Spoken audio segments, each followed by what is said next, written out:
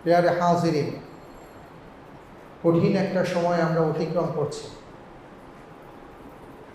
এই যে সময়ের একটা ভয়াবহ চিত্র আমরা লক্ষ্য করছি, এটা কখনো আমরা কল্পনাও করতে পারিনি। পবিত্র কোরআনে কারীমে আল্লাহ সুবহানাহু ওয়া তাআলা নানা ঘটনা উল্লেখ করার পরে এইভাবে আয়াতে কারিমা নাজিল করেছেন, ফা'তাবিরু ইয়া উলিল আবসার, যে এই ঘটনা থেকে যারা জ্ঞানী, যারা জ্ঞান রাখে, বিবেচনা আছে, তারা যেন এখান থেকে শিক্ষা লাভ করে।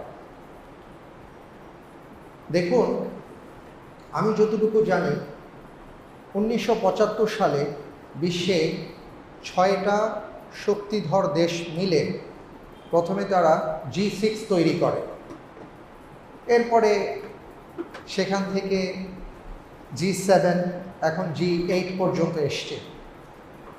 আমরা জানি যে বিশ্বের মধ্যে উন্নত দেশগুলো এর সদস্য। প্রতি বছর তাদের অর্থমন্ত্রী, তারপরে প্রধানমন্ত্রী, তারা মিলে প্রতি বছর তারা আন্তর্জাতিক সম্মেলন করেন। সেই সম্মেলনের ব্যাপারগুলো কেমন থাকে, আমরা যেটা পাই যে তারা আগামী বছর পৃথিবীতে পরিবেশের মধ্যে কতটা ভারসাম্য রক্ষা করবেন, এই দায়িত্ব তারা নেন। তারা আগামী বছর পৃথিবীতে কতটুকু তাপমাত্রা বৃদ্ধি করবেন, সেই দায়িত্ব তারা নেন। আগামী বছর কি পরিমাণে শিল্প কারখানা হবে, কি পরিমাণে কার্বন ডাই অক্সাইড নিঃসরণ হবে, এই সকল তারা একটা সিদ্ধান্ত প্রদান করে। যার ফলে হয়েছে কি, এটা হতে হতে হতে হতে একটা পর্যায়ে দেখা গেছে, যেমন গোটা পৃথিবীতে বিমান যখন চলাচল করে, আকাশে যেই পরিমাণ কার্বন ডাই অক্সাইড নিঃসরণ হয় সেটা কল্পনাতীত। আমরা কল কারখানা চালু করার ফলে বর্জ্যগুলোকে এমনভাবে আমরা পৃথিবীর বুকে ছড়িয়ে দিচ্ছি যে ভবিষ্যতে আমাদের বেঁচে থাকা দায় হয়ে যাচ্ছে। ঠিক এমনি করে আমাদের পরিস্থিতিটা এমন হয়ে যাচ্ছে যে হিমালয় পর্বত, আমরা জানি যে হিমালয়ের পাদদেশ এবং পাশাপাশি যে সকল জায়গায় বরফের পাহাড় আছে, এগুলো গলতে শুরু করেছে। আমরা নিজেরাই যেন পৃথিবী ধ্বংসের একটা বিশাল দায়িত্ব হাতে তুলে নিয়েছি, আমরা বিশাল একটা ভূমিকাও পালন করছি। কিন্তু আমরা ভুলে গিয়েছিলাম সব দায়িত্ব আমাদের না, সব রাজত্ব আমাদের হাতে নাই, সব ক্ষমতা আমাদের হাতে নাই। আমরা চাইলেই সব কিছু করতে পারবো না। আমরা ভুলে গিয়েছিলাম যে আমার হাতে টাকা আছে, আমার হাতে ক্ষমতা আছে, এই জন্য আমি যা খুশি তাই করে ফেলবো, বিষয়টা কিন্তু এমন নয়। এটা আমরা ভুলে গিয়েছিলাম, আল্লাহ তাআলা আমাদেরকে স্মরণ করিয়ে দিয়েছেন। করোনার অনেক ধরনের নেগেটিভ বিষয় আছে, এটা বলে শেষ করা যাবে না, কিন্তু সেখান থেকে কিছু কিছু বিষয় আছে যেগুলো আমাদের জন্য অনেক বড় শিক্ষণীয় ব্যাপার। আমি খুবই ছোট মানুষ, একেবারে আর কি সাধারণ একজন মানুষ। সেই সাধারণত্ব থেকে যদি আমি কথা বলি, যে আপনারা কি কেউ কোনো দিন দেখেছেন গুলিস্তানে যেই ফুল গাছগুলো লাগানো হয়েছিল সেখানে ফুল ফুটতে কোনো দিন? কেউ বলতে পারবেন না যে আমরা দেখেছি, কিন্তু সম্প্রতি দেখা গেছে, আমি দেখেছি। গুলিস্তানে একেবারে চত্বরের মধ্যে কিছু ফুল গাছ লাগানো হয়েছিল, গাছগুলোকে ওই 2 রাস্তার পাশে। আমার নিজের চোখে দেখা, সেখানে ফুল পর্যন্ত ফুটেছে। এটা কি কল্পনা করা যায় আমাদের দেশে? আমরা দেখেছি যে কক্সবাজারে সেখানে সমুদ্রের পাড়ে হরিণ দৌড়াদৌড়ি করছে, কচ্ছপগুলো পাড়ে এসছে, তারপরে লাল কাঁকড়াগুলো খেলা করছে, ডলফিনগুলো পাড়ে এসে ঝাপাঝাপি করছে। এটা শুধুমাত্র আমাদের বাংলাদেশের কথা বললাম, গোটা বিশ্বের কথা যদি বলি তাহলে এটা বলে শেষ করা যাবে না।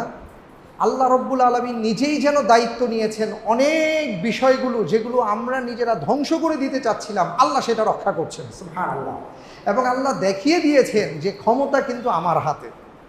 আমি চাইলে তেমন কিছুই না, একটু ছিটে ফোটা মাত্র দেখাবো, এতেই সব ঠান্ডা। আমরা পৃথিবীর বুকে লকডাউন শব্দটা শুনেছিলাম, কিন্তু তার সাথে পরিচিত ছিলাম না ব্যবহারিকভাবে। আমরা হঠাৎ করে শুনলাম কাশ্মীরকে লকডাউন করে দেওয়া হয়েছে, কখনো শুনি ফিলিস্তিনকে লকডাউন করে দেওয়া হয়েছে, কখনো শুনি ইরাককে লকডাউন করে দেওয়া হয়েছে। আমরা পত্রপত্রিকায় দেখতাম, পড়তাম, ভাবতাম এটা হয়তো খুব সিম্পল কোনো ব্যাপার। কিন্তু দেখেন, আজকে নিজেরা লকডাউনে থেকে উপলব্ধি করতে পারছি যে কাশ্মীরের ভাইগুলো কত কষ্টে ছিল, ফিলিস্তিনের ভাই বোনেরা কত কষ্টে ছিলেন, বিশ্বের নানা জায়গায় যেখানে অত্যাচারিত মজলুম মানুষ রয়েছে তাদেরকে যখন লকডাউন করে এইভাবে আটকে রাখা হয়, তাদের কষ্টগুলো কি আমরা আজকে উপলব্ধি করতে পারছি।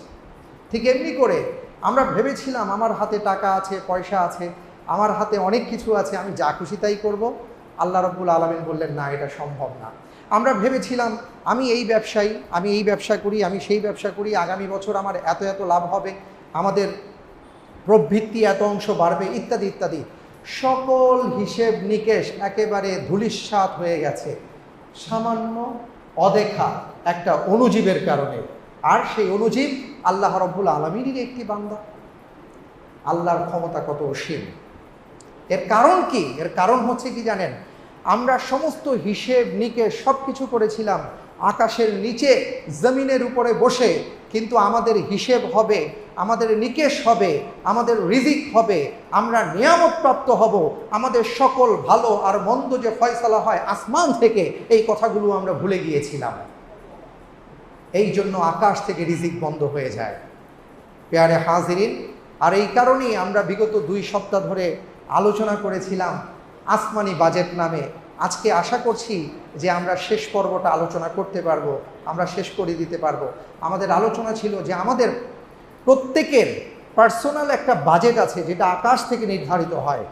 আকাশের সাথে সম্পর্ক যদি আমাদের গভীর হয়, আকাশের যিনি মালিক, আরশে আজিমের যিনি মালিক, আরশে আজিমের উপরে যিনি সমাসীন আছেন, তার সাথে যদি আমরা সম্পর্ক করতে পারি, তাহলে আপনার আমার রিজিকের কোনো টেনশন করতে হবে না।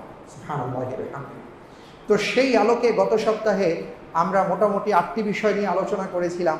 আমার হাতে আরও বেশ কিছু বিষয় আছে, আমি চেষ্টা করব সংক্ষিপ্তভাবে আপনাদের সামনে সেই ব্যাপারগুলো তুলে ধরার, যাতে করে আমরা সবাই মিলে আমল করতে পারি, অনুভব করতে পারি, অনুভবে অনুরণে আমরা আমাদের চিন্তা চেতনায় যেন নিয়ে আসতে পারি যে রিজিকের মালিক হলেন একমাত্র আল্লাহ রাব্বুল আলামিন। সুতরাং তার সাথে যদি বান্দার সম্পর্ক গভীর করতে পারি, তাহলেই আমি রিজিক প্রাপ্ত হব। অন্যথায় আমি যা কিছু করি না কেন, রিজিকের বরকত, রিজিকের দুয়ার আমার জন্য খোলা হবে না। তো গত সপ্তাহে 8টি বিষয় বলার পরে আমি সেই ব্যাপারগুলো বলবো যদি সময় পাই। আজকে 9 নাম্বার থেকে বলছি। সেটা হচ্ছে যে জীবনের সর্বক্ষেত্রে আমাদেরকে সুদকে বর্জন করতে হবে। সুদ নিয়ে যদি আলোচনা করি, এটা নিয়ে আমাদের কয়েক সপ্তাহ আলোচনা লাগবে। আমি শুধু সিম্পলি একটা কথা বলি যে দেখেন, প্রথম কথা হলো আল্লাহ রাব্বুল আলামিনের পক্ষ থেকে সুদকে হারাম করা হয়েছে। আহাল্লাল্লাহুল বাইআ ওয়া হাররামার রিবা। আল্লাহ তাআলা সুস্পষ্টভাবে বলেছেন, ব্যবসাকে আল্লাহ হালাল করেছেন, সুদকে তিনি হারাম করেছেন। আমরা অনেকে বলি ভাই সুদ আর ব্যবসার মধ্যে পার্থক্য কি? একই তো জিনিস মনে হচ্ছে, ঘুরায় ফিরায় খাওয়া হচ্ছে, ইত্যাদি ইত্যাদি। আমরা সবগুলো কথা আমাদের পকেটের মধ্যে সাইডে রেখে দিব, একটা কথাই বিশ্বাস রাখবো, আল্লাহ রাব্বুল আলামিন হারাম করেছেন, হারামকে হারামই বলতে হবে। এখানে আমাদের আর কোনো কেন কিন্তু তবে এগুলো আমরা অ্যাড করব না। সুদ হারাম, সুদ হারাম। এবং সুদের ব্যাপারে আল্লাহ রাব্বুল আলামিন সুস্পষ্টভাবে বলেছেন, ফাইল্লাম তাফআলু ফাআযানু বিহারবিন মিনাল্লাহি ওয়া রাসূলিহি। কেউ যদি সুদ না ছাড়ে তাহলে তার কি অবস্থা হবে? সে যেন জেনে নেয়, সে যেন আল্লাহ এবং তার রসুলের বিরুদ্ধে যুদ্ধ ঘোষণা করেছে। নাউযুবিল্লাহি মিন যালিক। ভাবতে পারেন, নামাজ পড়ছি, রোজা রাখছি, হজ করে যাচ্ছি, যাকাত দিয়ে যাচ্ছি, সব ঠিক আছে, কিন্তু সুদের মধ্যে পড়ে আছি, তাহলে আমাদের নামাজ, রোজা, হজ, যাকাত কোনো কিছু কবুল হবে না, কারণ আমি তো আল্লাহ এবং তার রসুলের বিরুদ্ধে যুদ্ধই ঘোষণা করেছি। সুদ থেকে যদি বেঁচে থাকতে পারি তাহলে কি হবে? আল্লাহ রাব্বুল আলামিন ইরশাদ করেন, ইয়ামহাকুল্লাহুর রিবা ওয়া ইউরবিস সাদাকাত, সূরা বাকারার 276 নম্বর আয়াত, যে আল্লাহ তাআলা সুদকে মুছে দিয়েছেন, ভ্যানিশ করে দিয়েছেন। কেউ যদি সুদকে ভ্যানিশ করে দিয়ে এই নিশ্চিহ্ন সুদ থেকে বেঁচে থেকে সে যদি সাদাকাকে বাড়িয়ে দেয়, আল্লাহর পথে দান আর সাদাকাকে বাড়িয়ে দেয়, তাহলে রব্বুল আলামিন তার রিজিকের মধ্যে বারাকা দান করে দেবেন। সুবহানাল্লাহ। এই জন্য সর্বক্ষেত্রে সুদ থেকে বেঁচে থাকব।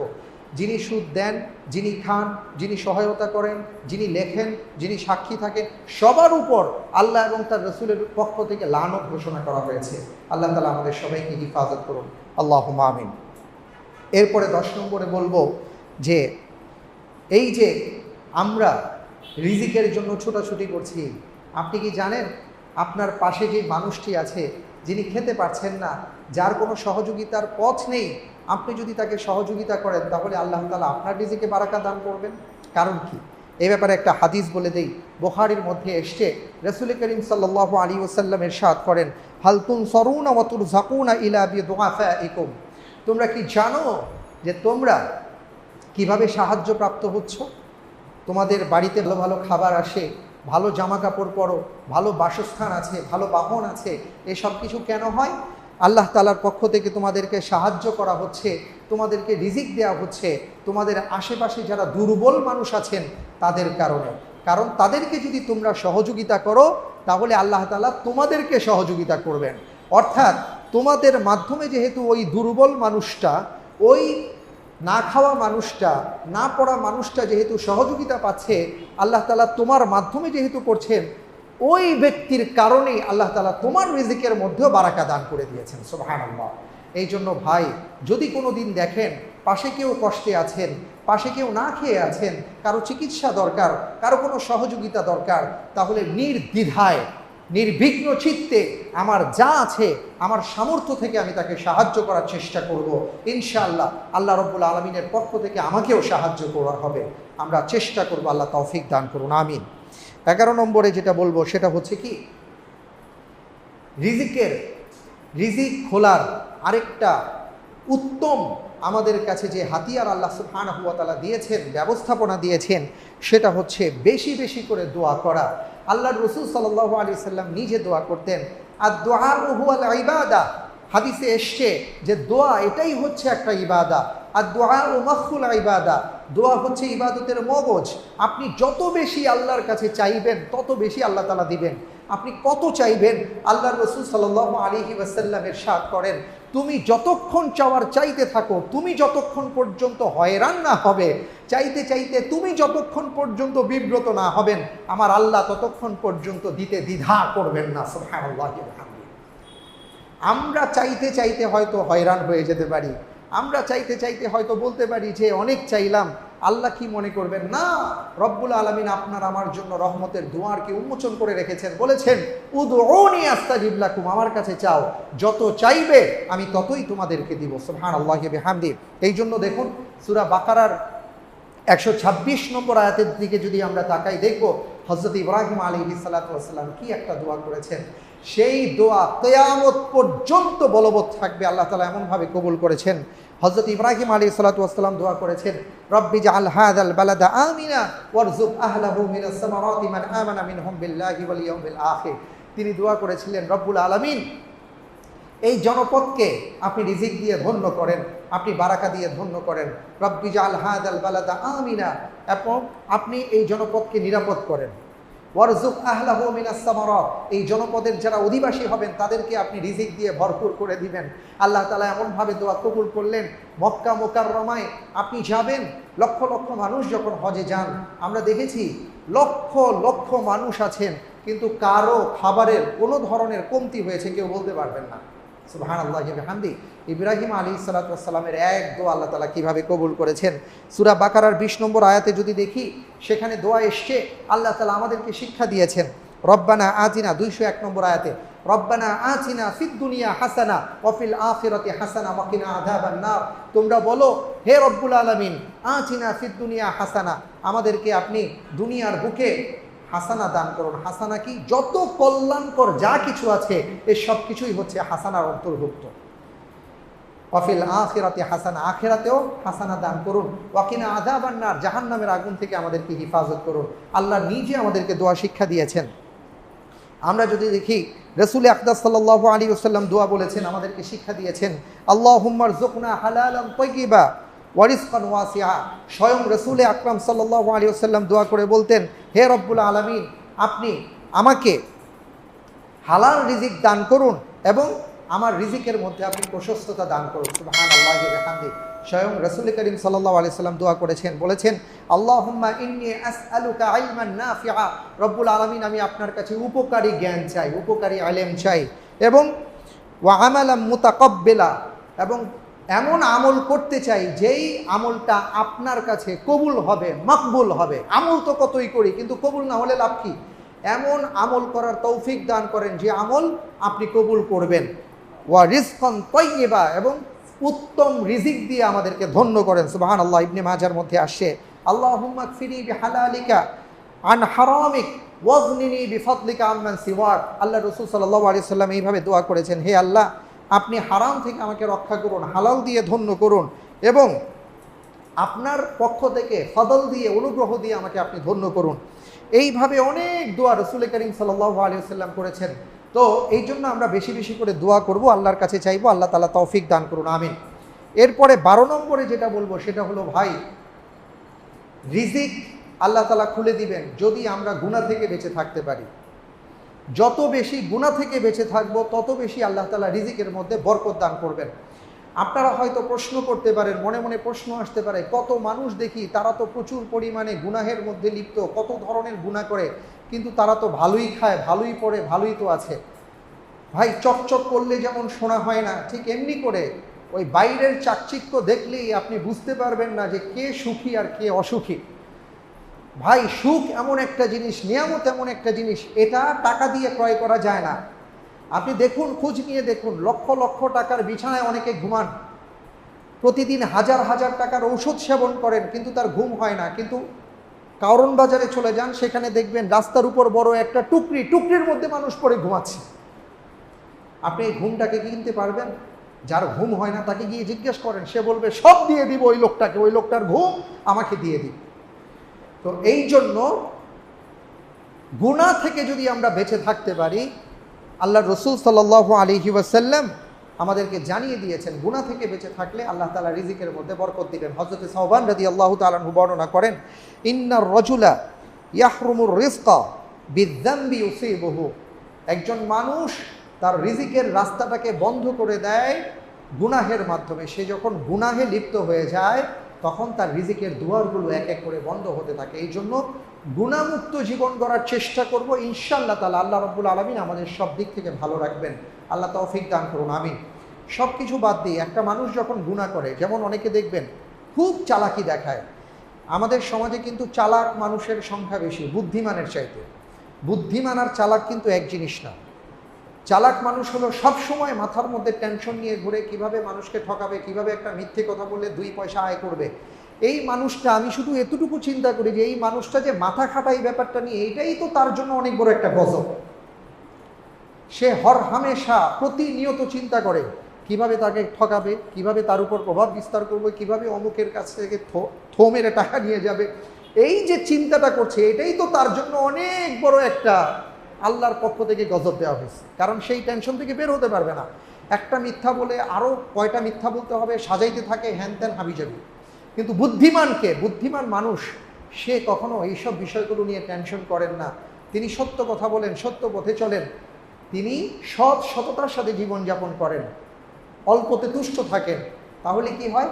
তার কোনো টেনশন করতে হয় না। এই জন্য রাসূল সাল্লাল্লাহু আলাইহি সাল্লাম বুদ্ধিমান আর চালাকের কথা উল্লেখ করেছেন হাদিসের মধ্যে, যে বুদ্ধিমান তো ওই ব্যক্তি যে তার নিজেকে নিয়ে চিন্তা করে। সেটা কেমন?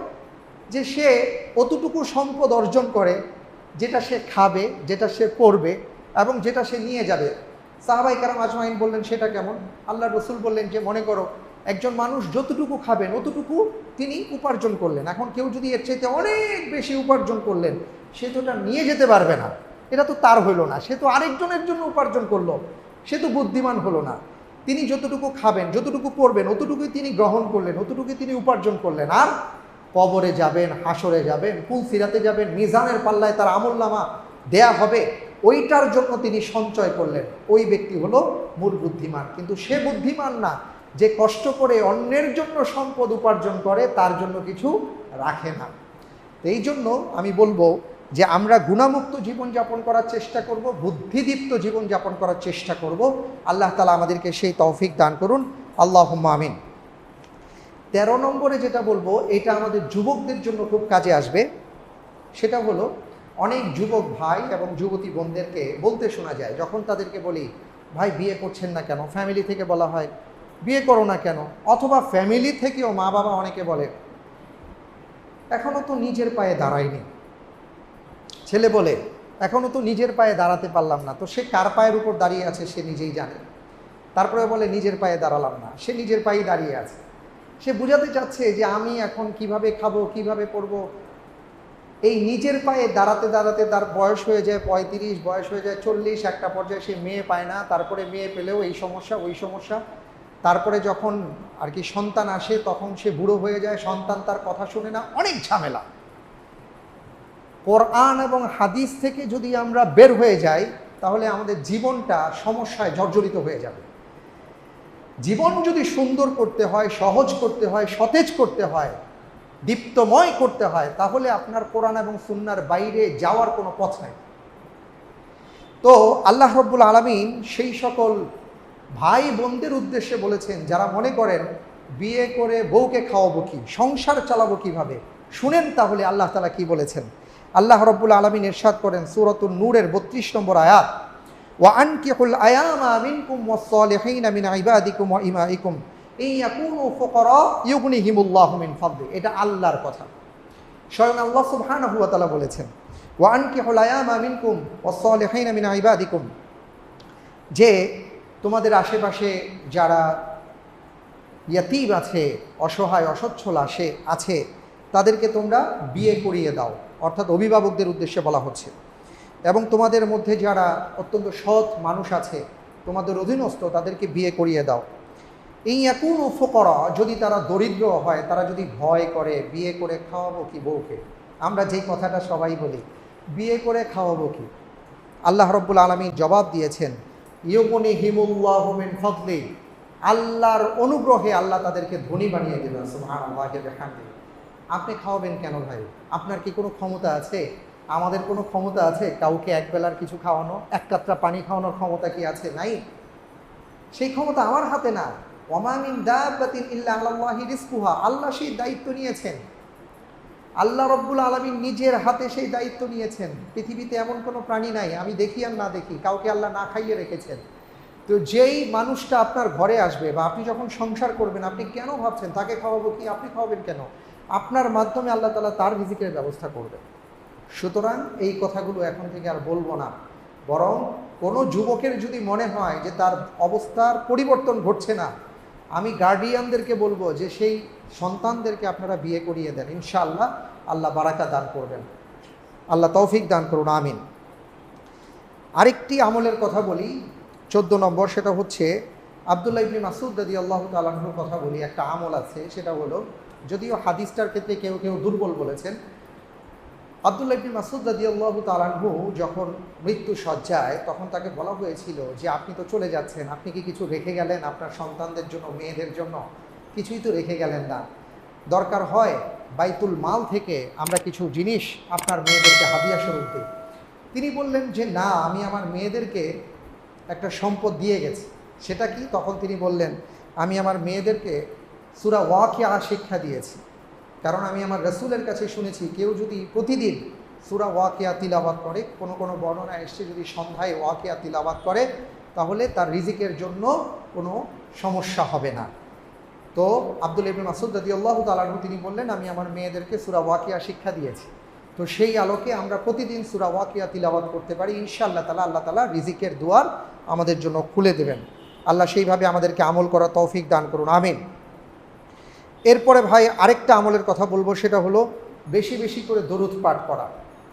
আমরা যত বেশি দরুদ পাঠ করব, রাসূল সাল্লাল্লাহু আলাইহি ওয়াসাল্লাম দরুদের ফজিলত নিয়ে কথা বলতে গিয়ে বলেছেন একটা পর্যায়ে যে তুমি যত বেশি দরুদ পাঠ করবে আল্লাহ তাআলার পক্ষ থেকে তত বেশি তোমার জন্য ওয়াসাআত আল্লাহ তৈরি করে দিবেন, অর্থাৎ তার পক্ষ থেকে তোমার জন্য রিজিকের দুয়ারকে আল্লাহ তাআলা উন্মুক্ত করে দিবেন।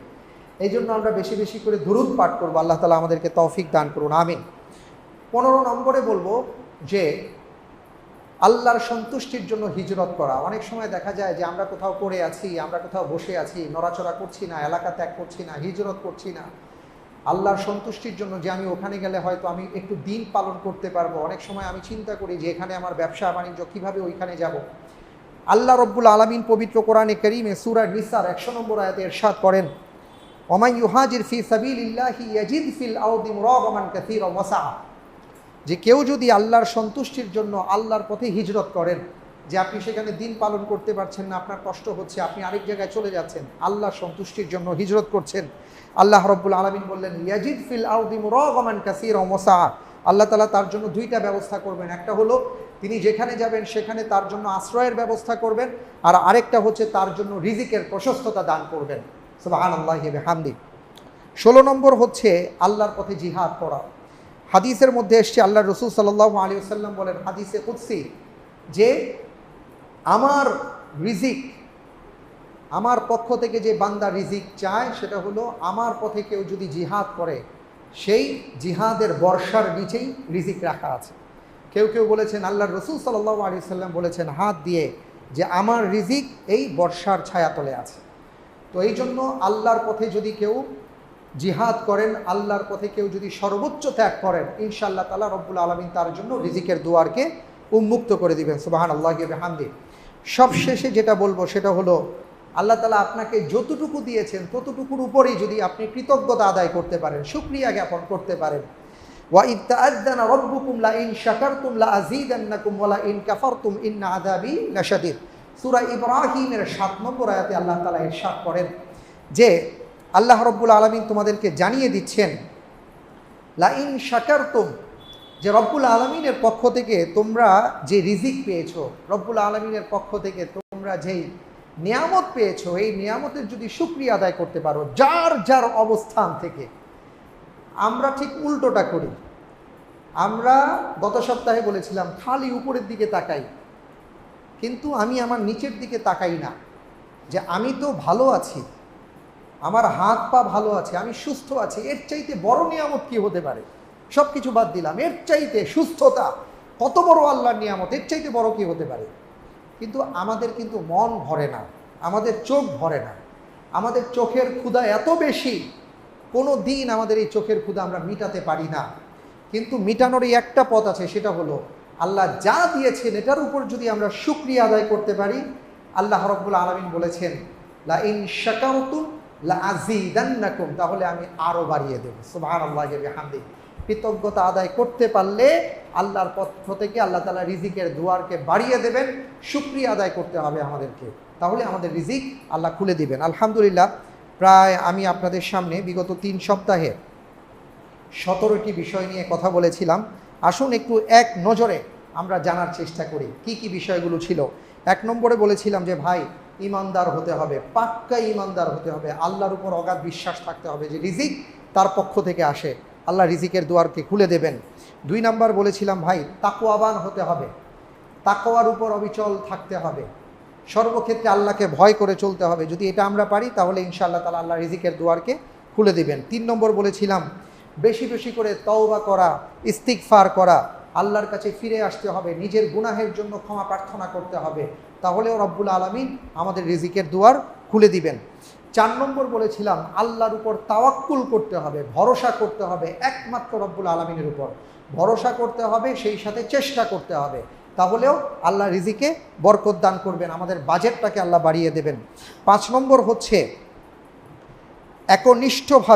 একনিষ্ঠভাবে আল্লাহ তাআলার জন্য ইবাদত করা, এবং যত ব্যস্ত থাকুন না কেন সেই ব্যস্ততার মধ্যেও আল্লাহর সাথে বান্দার সম্পর্ক স্থাপনের জন্য আলাদা কিছু সময় ব্যয় করা। যে নামাজের সময় নাই, ব্যবসা চাকরি বাকরি, আমার তিলাওয়াতের সময় নাই, এটা যেন না হয়। নিজের জন্য কিছু সময় বরাদ্দ রাখা, যেই সময়টা কেবল আমি আর আল্লাহ, মাঝখানে কেউ থাকবে না, তাহলে ইনশাআল্লাহ তাআলা রিজিকে বরকত হবে। 6 নম্বর বলেছিলাম হজ এবং ওমরা বাই রোটেশন করা, বারবার হজ ওমরা করা, তাহলেও আল্লাহ তাআলা রিজিকে বারাকা দান করবেন। 7 নম্বর আত্মীয়তার বন্ধন রক্ষা করা, আত্মীয়তার বন্ধন রক্ষা করলে রব্বুল আলামিন রিজিকে বরকত দিবেন, হায়াতেও বরকত দিবেন। সুবহানাল্লাহি ওয়া বিহামদিহি। তারপরে 8 নম্বর হচ্ছে মানুষদেরকে সহযোগিতা করা, কর্জে হাসানা দেওয়া, আল্লাহর পথে ব্যয় করা। যত বেশি আল্লাহর পথে খরচ করব, কর্জে হাসানা দিব, মানুষকে টাকা পয়সা দিয়ে সাহায্য করব, আল্লাহ তাআলা আমার রিজিকের মধ্যেও বরকত দান করবেন। 9 নম্বর হচ্ছে সুদকে বর্জন করা, জীবনের সর্বক্ষেত্রে যদি সুদকে বর্জন করতে পারি আল্লাহ রিজিক বাড়ায় দিবেন।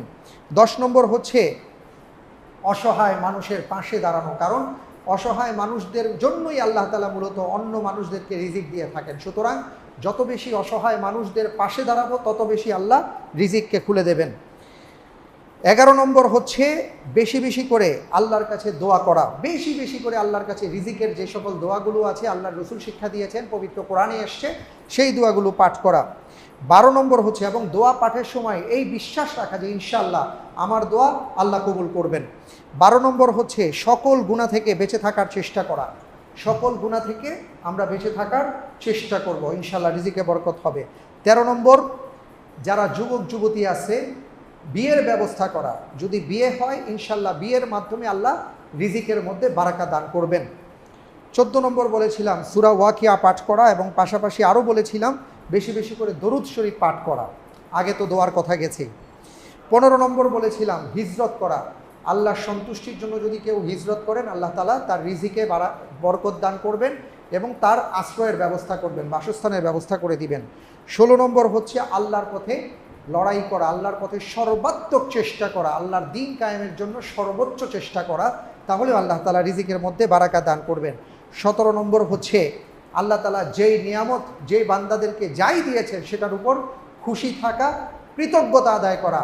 যদি সেইভাবে আমরা আমাদের জীবনযাপন করতে পারি ইনশাআল্লাহ তাআলা আল্লাহ রাব্বুল আলামিন আমাদের বাজেটগুলোকে বাড়িয়ে দেবেন। প্যারে হাজিরিন, বাজেট নিয়ে বিগত 3 সপ্তাহ আমরা আলোচনা করলাম, আশা করছি না আমাদের উপকারে আসবে ইনশাআল্লাহ। এছাড়াও অনেকে অনেক কথা বলেছেন, সব কথা তো আসলে এত কথা বলা যায় না, তো আমি যতটুকু পেরেছি আপনাদের জন্য আমি সন্নিবেশন করে পেশ করার চেষ্টা করেছি, আপনারাও দেখবেন। তো সবচেয়ে বড় কথা হলো যে যেই কথাগুলো আমরা শুনলাম এটার উপর যদি আমরা আমল করতে পারি ইনশাআল্লাহ দেখবেন বারাকা কাকে বলে। তখন আর কারো কাছে বলতে হবে না, মানুষের কাছে বলতে হবে না, আপনি আপনার আল্লাহর সাথে সম্পর্ক স্থাপন করেন, এই আমলগুলো করেন, ইনশাআল্লাহ তাআলা রব্বুল আলামিন আমাদের রিজিকের দুয়ারকে খুলে দেবেন ইনশাআল্লাহ তাআলা। আল্লাহ রব্বুল আলামিন আমাদের সবাইকে এই বিষয়গুলোর উপর আমল করার তৌফিক দান করুন, আমিন। পরিশেষে বলবো যে যারা আক্রান্ত হয়েছেন আল্লাহ তাআলা তাদেরকে সুস্থতা দান করুন, যারা মৃত্যুবরণ করেছেন তাদেরকে আল্লাহ তাআলা শাহাদাতের মর্যাদা প্রদান করুন এবং সেই সাথে শোক সন্তপ্ত পরিবারের প্রতি আমরা সমবেদনা জ্ঞাপন করছি, আল্লাহ তাআলা তাদেরকে এই ধৈর্য সইবার তৌফিক দান করুন, আমিন। এবং যারা সুস্থ আছি আল্লাহ তাআলা যেন আমাদেরকে হিফাজত করেন, আল্লাহুম্মা আমিন। আর আল্লাহর কাছে বিশেষভাবে আমরা দোয়া করি রব্বুল আলামিন যেন আমাদের সবাইকে এই বৈশ্বিক মহামারী থেকে হিফাজত করেন, এই মহামারী মুক্ত যেন বিশ্বকে আবার আমাদের মাঝে দান করেন, আল্লাহুম্মা আমিন। এবং এই মহামারীর মাঝেও যারা সেবা দান করে যাচ্ছেন, ডাক্তার থেকে শুরু করে নিয়ে আইন শৃঙ্খলাকারী রক্ষাকারী বাহিনী সহ যারাই যেখানে সেবা দান করে যাচ্ছেন, অনেকেই আছেন লাশ দাফন কাফন করছেন, যে যেভাবে সহযোগিতা করছেন আল্লাহ তাআলা সবাইকে উত্তম জাযা খায়ের দান করুন, আল্লাহুম্মা আমিন। সুবহানাকাল্লাহুম্মা ওয়া বিহামদিক আশহাদু আল্লা ইলাহা ইল্লা আনতা আস্তাগফিরুকা ওয়া আতুবু ইলাইক। ওয়াসসালামু আলাইকুম ওয়া রাহমাতুল্লাহি ওয়া বারাকাতুহু।